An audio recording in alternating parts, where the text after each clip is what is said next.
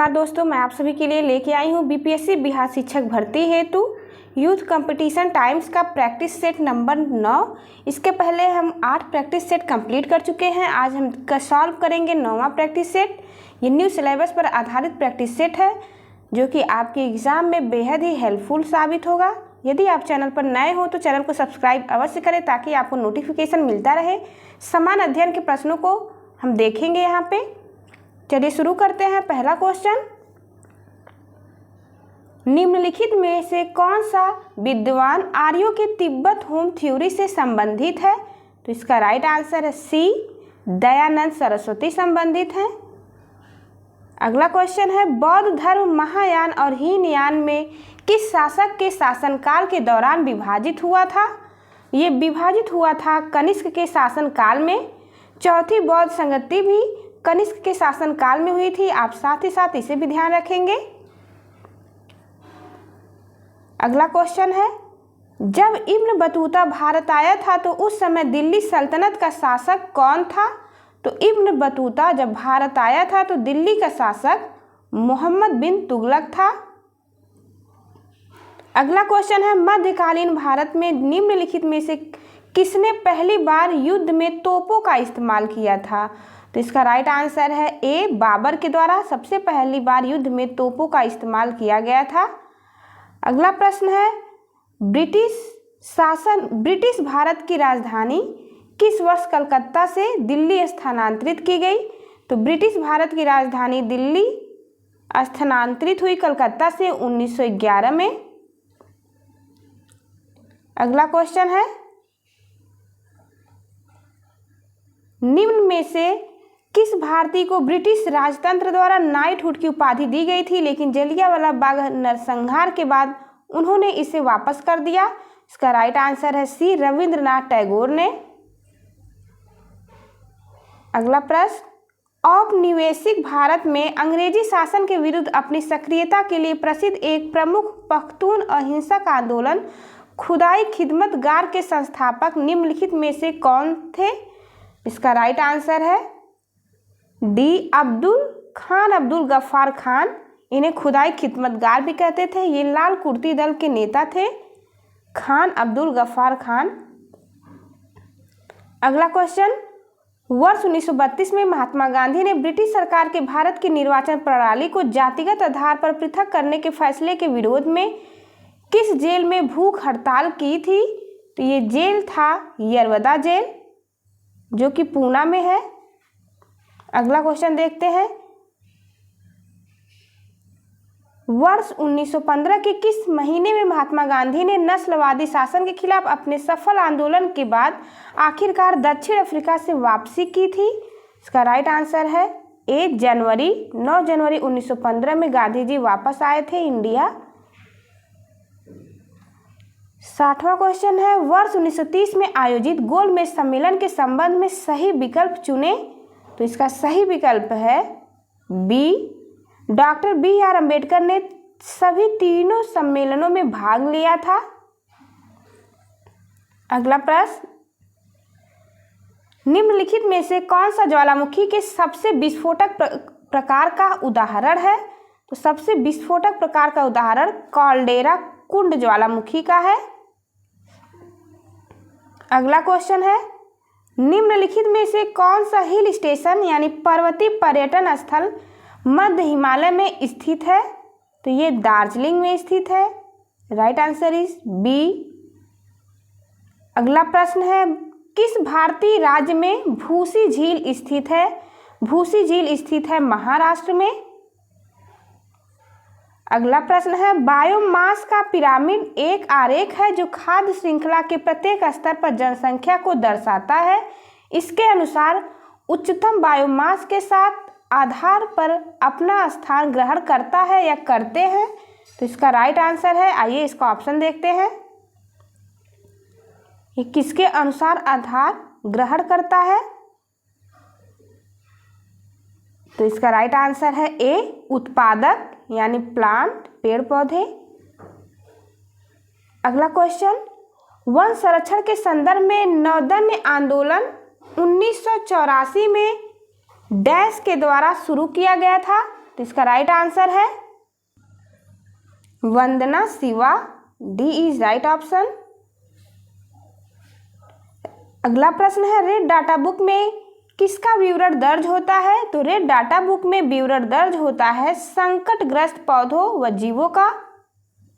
अगला प्रश्न है निम्नलिखित में से किस राज्य में भारत की सबसे बड़ी खारी आर्द्र भूमि सांभर झील स्थित है?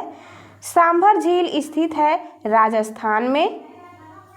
अगला प्रश्न है कौन सा ISO प्रमाणन पर्यावरण प्रबंधन प्रणाली से संबंधित है? ये संबंधित है 14001 से। अगला प्रश्न है काबुल लामजाओ राष्ट्रीय उद्यान दुनिया का एकमात्र तैरता हुआ राष्ट्रीय उद्यान है जो स्थित है, तो काबुल लामजाओ स्थित है मणिपुर में। अगला प्रश्न है निम्नलिखित में से किस राज्य में पोवितोरा वन्यजीव अभयारण्य स्थित है? तो पोवितोरा वन्यजीव अभयारण्य स्थित है असम में। अगला प्रश्न है संविधान सभा का सदस्य कौन नहीं था? तो संविधान सभा का सदस्य जो नहीं था उसका नाम है महात्मा गांधी। अगला प्रश्न है निम्नलिखित में से किससे मौलिक कर्तव्यों को अपनाया गया है? तो मौलिक कर्तव्यों को अपनाया गया है USSR संविधान से, यानी रसिया से अपनाया गया है।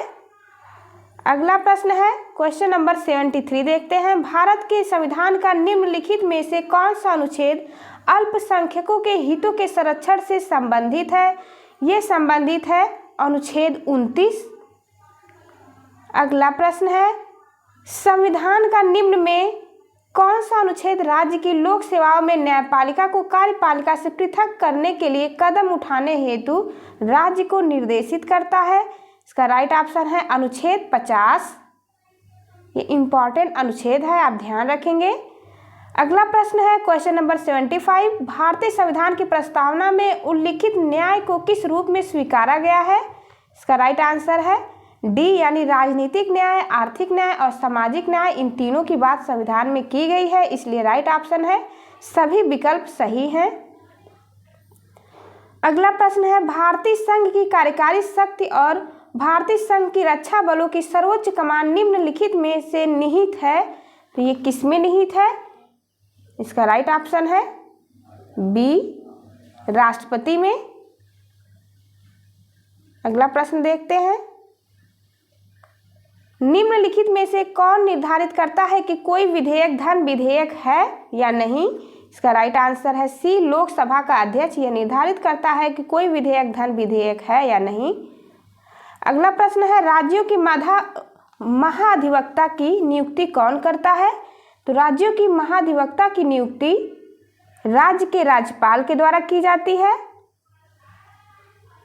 अगला प्रश्न है भारतीय संविधान का अनुच्छेद 231 एक साझा उच्च न्यायालय की 2 या 2 से अधिक राज्यों के लिए स्थापना किससे संबंधित है? तो ये संबंधित है राज्य सरकार से। अगला प्रश्न है भारतीय संविधान का निम्नलिखित में से कौन सा अनुच्छेद राज्य को अंतर्राष्ट्रीय शांति और सुरक्षा की अभिवृद्धि का निर्देश देता है? इसका राइट आंसर है बी, अनुच्छेद 51।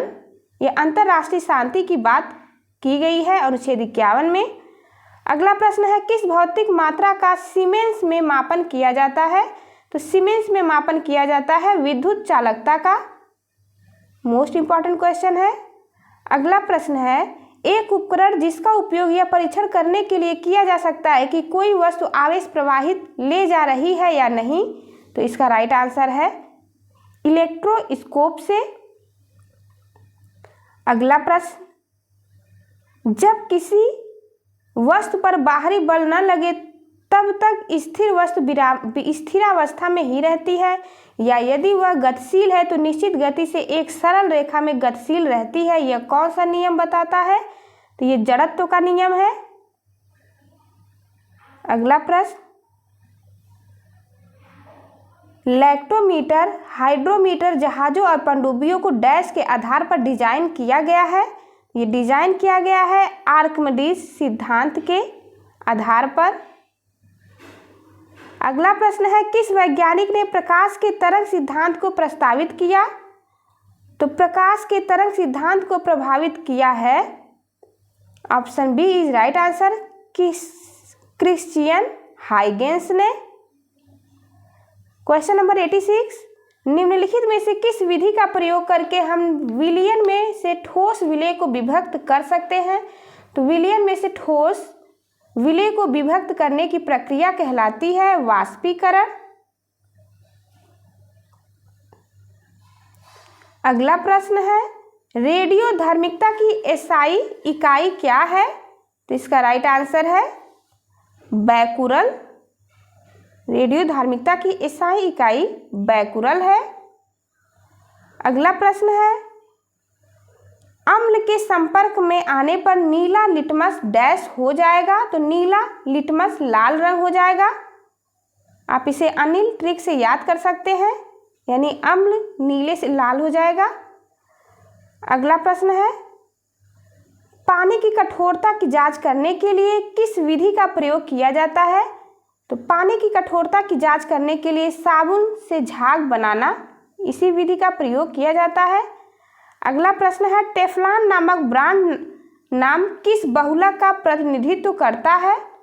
तो टेफ्लॉन नामक ब्रांड, इसका राइट आंसर है पॉलीटेट्राफ्लोरोइलिथीन। अगला प्रश्न है, कवकों के अध्ययन को क्या कहते हैं? तो कवकों के अध्ययन को माइकोलॉजी कहा जाता है। अगला प्रश्न, पौधों की कोशिका भित्ति किससे बनी होती है? तो पौधों की कोशिका भित्ति सेलुलोज से बनती है। अगला प्रश्न है, आरएनए एक बहुलक अणु है जिसका पूर्ण नाम क्या है? तो इसका पूरा नाम है राइबोन्यूक्लिक एसिड। अगला प्रश्न है, मानव शरीर में उस एंजाइम का नाम बताइए जो कार्बोहाइड्रेट को तोड़ने में मदद करता है। इसका राइट ऑप्शन है एमाइलेज, यानी डी इज राइट आंसर। अगला प्रश्न है, पृथ्वी पर एक बड़े उल्कापिंड प्रभाव के परिणाम स्वरूप डायनासोर के विलुप्त होने का सिद्धांत किसकी देन है? तो ये दी गई है लुइस अल्वारेज के द्वारा, ये सिद्धांत दिया गया है। क्वेश्चन नंबर 96, निम्नलिखित में से कौन सा एक बहुकोशिकीय जीव नहीं है? तो बहुकोशिकीय जीव नहीं है, right option is D paramecium. यह बहुकोशिकीय नहीं बल्कि एक कोशिकीय जीव है। अगला प्रश्न है, निम्नलिखित में से किसमें खुला नाड़ी संबंधित तंत्र होता है? इसका राइट आंसर है एक काकरोच में खुला नाड़ी तंत्र होता है। अगला प्रश्न है, एक वयस्क मानव के पास कितने कैनाइन दांत होते हैं? तो वयस्क मानव के पास 4 कैनाइन दांत होते हैं जो चीरने और फाड़ने के काम आते हैं। अगला प्रश्न है, मानव रक्तचाप के संबंध में निम्नलिखित में से कौन सा कथन सही नहीं है? तो ये कथन सही नहीं है, इसका राइट ऑप्शन है सी, धमनियां वे वाहिकाएं होती हैं जो रक्त को शरीर के विभिन्न अंगों से हृदय तक लाती हैं। ये गलत है, क्योंकि धमनियां हृदय से रक्त को शरीर में पहुंचाने का काम करती हैं। इसलिए पूछा है कि कौन सा कथन सही नहीं है, तो option C is right answer. अगला प्रश्न है, मानव रक्त का लाल रंग क्या होता है? तो ये होता है हीमोग्लोबिन के कारण। अगला प्रश्न है, निम्नलिखित राज्यों में से किस राज्य में माधवपुर मेला मनाया जाता है? तो माधवपुर मेला मनाया जाता है गुजरात में। अगला प्रश्न है, बुरी आत्माओं को भगाने के लिए बौद्धों द्वारा किया जाने वाला डैश नृत्य हिमाचल प्रदेश के नृत्य का एक रूप है। ये रूप है छम नृत्य का। अगला प्रश्न है, पेंटिंग माई मदर किसने बनाई थी? तो पेंटिंग माई मदर बनाई थी अवनींद्र नाथ टैगोर ने। अगला प्रश्न है, द गोल्डन थ्रेशहोल्ड नामक पुस्तक के लेखक या लेखिका कौन थे या थी? तो इसके लेखक या लेखिका सरोजनी नायडू थी। अगला प्रश्न है, 11 जुलाई को प्रत्येक वर्ष डैश के रूप में मनाया जाता है। तो 11 जुलाई को विश्व जनसंख्या दिवस मनाया जाता है।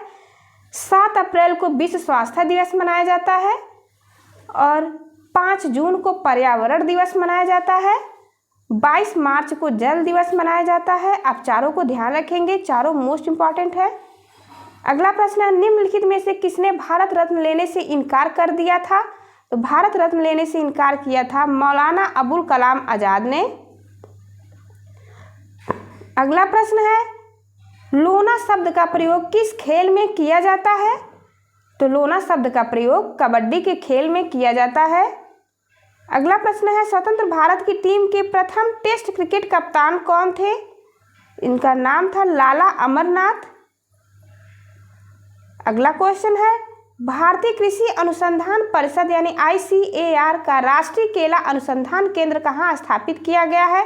ये स्थापित हुआ है तिरुचिरापल्ली तमिलनाडु में केला का अनुसंधान केंद्र स्थापित हुआ है। आप ध्यान रखेंगे। वेलमकन्नी एक तीर्थ स्थल है जो तमिलनाडु के डैश जिले में स्थित है। ये स्थित है नागपट्टिनम में। D is right option. अगला प्रश्न है बिहार में आजाद दस्ता सक्रिय रहा। तो बिहार में आजाद दस्ता सक्रिय रहा, इसका राइट ऑप्शन देखते हैं। सी भारत छोड़ो आंदोलन के दौरान आजाद दस्ता सक्रिय रहा बिहार में। अगला प्रश्न है डॉक्टर राजेंद्र प्रसाद को 9 अगस्त 1942 को गिरफ्तार करके भेजा गया। तो इन्हें भेजा गया बांकीपुरम जेल में। अगला प्रश्न है निम्नलिखित में से कौन सा भारत के बिहार राज्य में यूनेस्को विश्व धरोहर स्थल है? इसका राइट ऑप्शन है ए महाबोधि विहार। ये यूनेस्को विश्व धरोहर स्थल में शामिल है। अगला प्रश्न है कैबिनेट मिशन प्लान के अनुसार राज्यों की ग्रुपिंग में बिहार को किस ग्रुप में रखा गया है? ये रखा गया है ग्रुप ए में बिहार को। अगला प्रश्न है निम्नलिखित नदियों में से कौन बिहार का शोक के रूप में कुख्यात है? तो कोसी नदी को बिहार का शोक कहा जाता है क्योंकि यह वहाँ पे बाढ़ लाने का काम करती है, इसलिए इसे बिहार का शोक कहते हैं। अगला प्रश्न है फरवरी 2023 में पासपोर्ट जारी करने की पुलिस सत्यापन की प्रक्रिया में तेजी लाने हेतु विदेश मंत्रालय द्वारा शुरू की गई मोबाइल एप्लीकेशन का नाम क्या है? तो इस मोबाइल एप्लीकेशन का नाम है एम पासपोर्ट पुलिस ऐप। अगला प्रश्न है फरवरी 2023 में मोसी 2 सैन्य अभ्यास किन देशों के बीच आयोजित किया गया? ये आयोजित हुआ था चीन और रूस के बीच मोसी 2 युद्ध अभ्यास।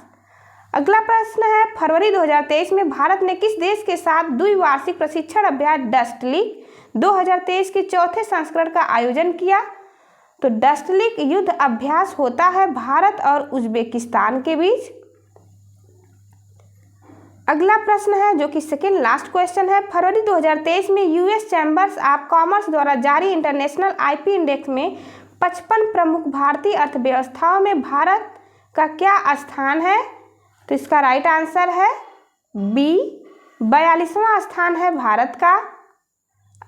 लास्ट क्वेश्चन हमारा फरवरी 2023 में अंतर्राष्ट्रीय ऊर्जा एजेंसी IEA की भविष्यवाणी के अनुसार कौन सा महाद्वीप पहली बार 2023 तक दुनिया की आधी बिजली का उपभोग कर रहा होगा? इसका राइट आंसर है ए Asia. Thank you for watching. चलिए मिलते हैं आपसे अगली वीडियो में, तब तक के लिए नमस्कार।